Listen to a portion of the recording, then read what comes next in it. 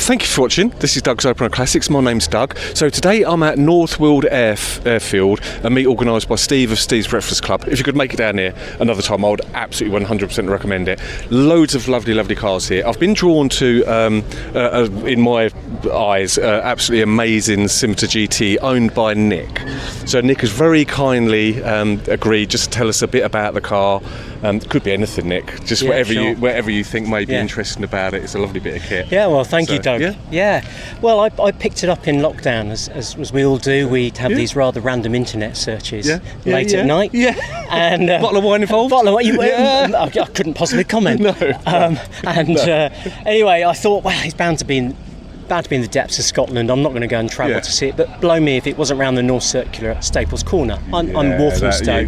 That's bad. You never put in nearest first when you're searching for cars. It's fatal. You're absolutely right. I could learn something from you, I think. Yeah. And so went round to have a look at it. It had been vandalised, so the rear glass hatch was smashed, the side glass was smashed, the ignition barrel was hanging down. They tried to hot wire it. So it had been in a lock-up about 18 years. The owner had wanted to get rid of it and gave it to a friend who sort of is in the trade. And I could see underneath it all, it was a good car. You know, it had been left out in the elements as well, so the interior was sodden and wet. But I managed to get it started, or at least turning over. Made him an offer he couldn't refuse, and trailered it home, and then spent 2 years, I guess, just going through it. I mean, eBay's an amazing thing, isn't it, Doug? It can be. It's unbelievable for the bits and pieces. For the bits and pieces. So there were loads of interior trim that had been ripped out over the years. So dried it all out, and then sort of started to put bits and pieces back in the interior. But obviously the most important things were the mechanics. So everything went through: suspension off, poly-bushed the suspension, brakes, wheel cylinders, master cylinder, servo, all that stuff done. Fuel tank out, cleaned, back in, all that done, new fuel lines in.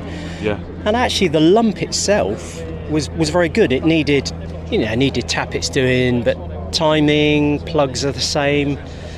Just got it up and running, really. And then had the carb tweaked.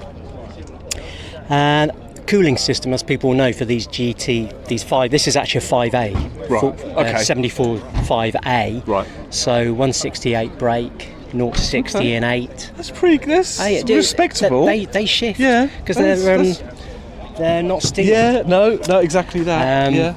So, they fair shift to get a hurry on. It's an auto, but actually I quite like autos. There's definitely something about auto, especially with traffic, like modern traffic. Modern traffic. I do a lot of driving in London with it. Obviously, it's ULEZ exempt. And how great is that? What a good feeling is that? It's fantastic, isn't it?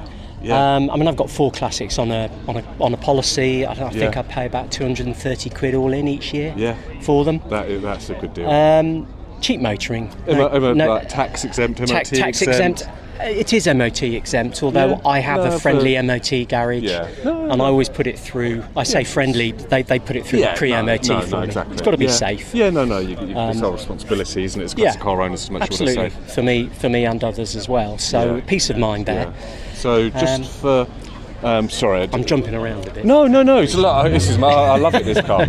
So, just for clarity, in case people don't know, and excuse my ignorance, I'm not an expert on these. What variant of engine has this one got? So this is the Ford Essex. Right. So 3 litre V6 lump, as made at Dagenham. So it was the same engine as the Caprice. Yes. So Tom Carron designed the car. Reliant, better known for the 3-wheelers. But actually put together, the first Scimitar was the late 60s, the Series 4, and then obviously upgraded to the 5, and this is the 5A. They went to Ford for the lump. Right. Said, we want an engine, we like your engine, can we put it in a car we're developing? And Ford said, yes, we can supply you. They went to Triumph for the front suspension. So actually the front suspension is Triumph TR suspension setup. They went to Lucas for the electrics. Right. Designed the body themselves and the chassis. And then just begged and borrowed other bits from different manufacturers. But the actual, the heart of the beast, is that lovely. Which is good, reliable, but easier for you recommissioning it. Yeah, exactly. So the parts are interchangeable. You know, a good spares. I had the fan belt went actually on the M11 not far from here, early in the morning, and you know, a quick trip to Clarkins on Forest Road. When they opened at 9 o'clock, they had one on the shelf. Yeah, there you go. You know, you can't beat that. You can't beat that, can you? And it's accessible. Yeah, exactly. Once you get the spare wheel out.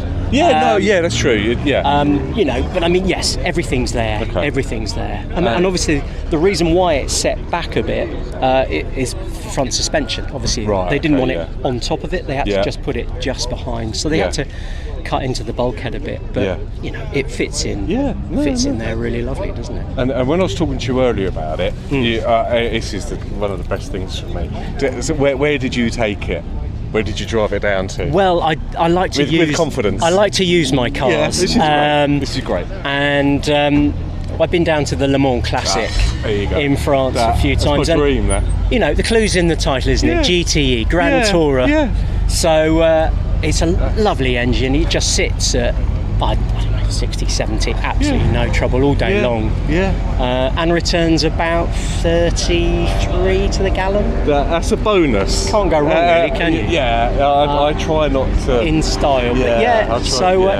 Took myself and my dad down to the Le Mans Classic and back. Didn't miss a beat. Comfortable ride? Yeah. Well, the French roads are great. Exactly. Expensive, but exactly, but worth it. Didn't miss a beat. Thoroughly enjoyed it. That's amazing. So if anyone else was looking for one of these, right, what would they need to look out for to try to get a good one? In your experience recommissioning it and that sort of stuff, what things to avoid, would you say? As always with these, even though they're fiberglass body, they're still steel chassis. So like any car, that's the backbone of it. Just make sure the chassis is in good condition. The only way to properly restore the chassis is to take the body off, which is is doable. Obviously, people difficult, but it's not. If you're doing it it's yourself. not easy. You've got to strip it out. Completely. Expensive if you're paying someone else to do it. I would think. Oh yeah, exactly.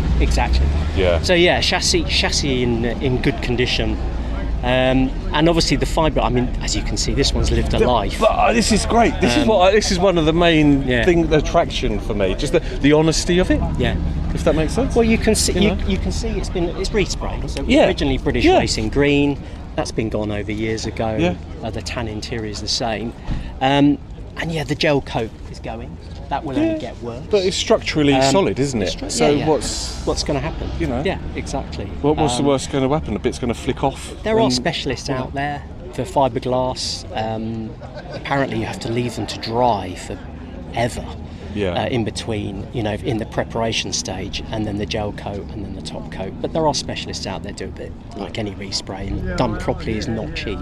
And it depends. I suppose to come back to your question, it depends what you're after. I like my cars a bit rough and ready, showing a bit of history. I don't stress about little dings and knocks and stuff like that. I just think it all adds to a car telling its own story. I love it. I love the look of it. But mechanically they're fairly straightforward. To be honest, and parts are readily available.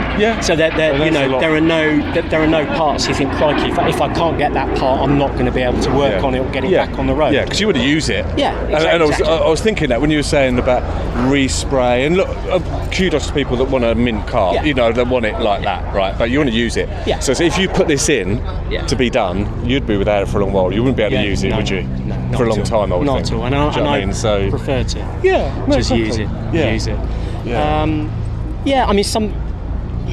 I suppose as complete as you can. A lot of them are broken up. Have been broken up for obviously the engine and gearbox for obvious reasons, because they're a popular engine. I suppose it's the same as always with these things. Buy the best that you can in your budget, I guess.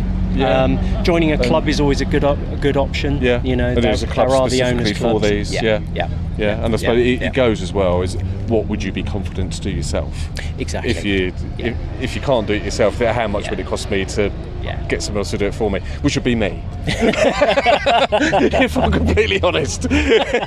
Well, let me put it this way, it does help to have a friendly garage. That once you've got it going, of course, that's the thing, is it still needs to be on the road to drive it to, unless you're, because then you're into trailering it to people, and that just adds to the cost. But yeah, I mean, I've learnt a lot over the years from YouTube and just diving in, to be honest.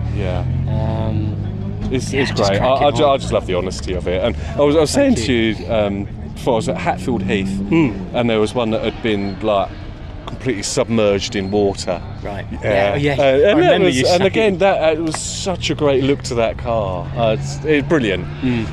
So that is absolutely amazing. Well, if you if you do get, I mean, I've had to drill extra holes in the floor just for where it leaks a bit. I did do. I won't say what car that was for. I did do that to a car once, but I won't say. I won't say what car it was. I'll tell you after. Right. Okay. Look. Thank you so much for that. Not at all. Thank you, Dad. Thank you so much. Right. I'm going to do a walk around video over this car now. Thank you, Nick, and I'll tell you about the car after this. Right. So. Yeah, as soon as this car arrived, I could see it from a distance, and it's just got such a great, honest, original look to it. I love things like this, but I really like shiny cars as well, obviously, and fully restored cars. But there's just something about survivor cars that are being used. I think Nick was telling me earlier that this is kept outside this car. The outside is obviously got some marks and whatnot on it, but the engine is being over the interior in this car is absolutely beautiful.